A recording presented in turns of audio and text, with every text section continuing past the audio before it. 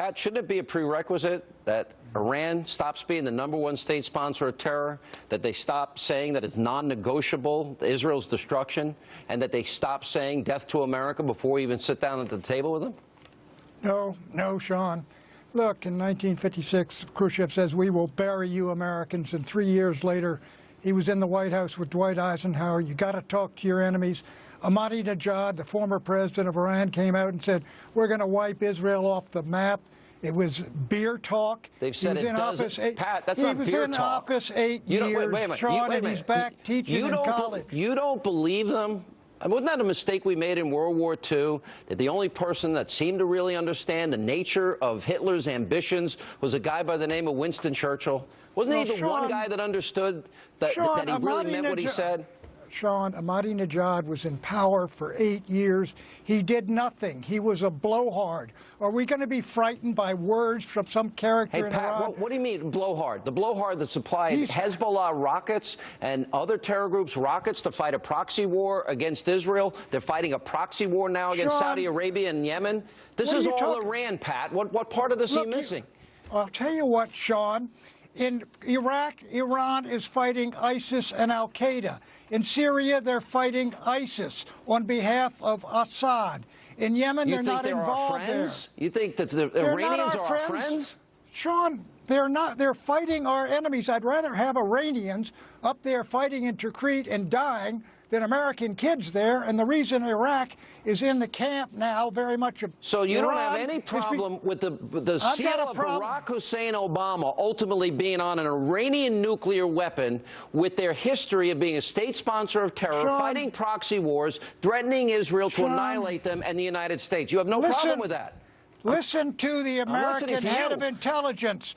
He says Iran does not have a bomb program as of 2013. Secondly, if they start building a bomb, we will know it. Third, Iran has made some concessions that are not enough that makes them less able to get to a bomb. Go back to 2012, and we found out they were far more advanced in their nuclear production and program than we ever thought possible. That's what that's what Obama's own government said. Your friend Bibi has been talking about Iran getting a bomb since 1992. In 2006, he said they'll be building 25 bombs by the end of the decade. Patrick Buchanan, you don't have any concerns at all about sitting down. By the way, and there's a big difference between the Cold War and the Russians that had nuclear weapons and America paving the way for them to get nuclear weapons, considering, I would argue, that before any negotiations take place, Pat, I'm not against negotiations, but first you have to change your behavior.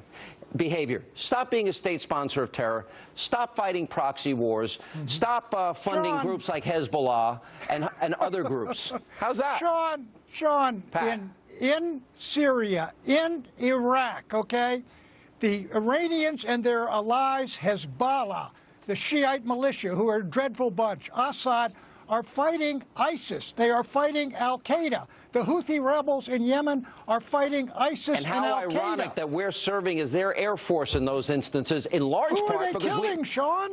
They are killing our enemies. They are killing our enemies. Okay, and then we're also fighting against them in Yemen with the Saudis. So explain that logic to me. How is that a comprehensible I'll tell you what the Saudis are going to do. The Saudis are making a terrible mistake. If they go in there on the ground, it'll be their Vietnam. When I was a young editorial writer, Egypt went down there. If the Saudis don't go in there, then they're going to be surrounded by the Iranians, which, by the way, wants to clearly build a huge power for themselves in the region, and that would be more dangerous, as the Jordanians and Egyptians believe. Sean, the reason there's going to be a power in the Gulf is because your president, George W. Bush, invaded Iraq and turned it into an ally of Iran. Excuse me, Pat, if you're going to bring it up, point out that the surge worked and Bush's admonition in 2007, if the admonition of keeping intelligence and training troops on the ground were met by Obama, we wouldn't be in this position, would we? Sean, the reason we're in this position is because Saddam Hussein, a thug, was overthrown, his state was destroyed, his army was broken up, elections were held by Bush, democracy crusade, and the Shia won, and we lost Iraq. You believe that we can make a deal with the Iranians. You believe peace with the Iranians in our time. Is that what you're saying? No, I'm not scared of Iran, for God's sakes. They don't have an atomic bomb. Now you sound like Obama. Iran is a tiny country. They're not a threat. You believe that?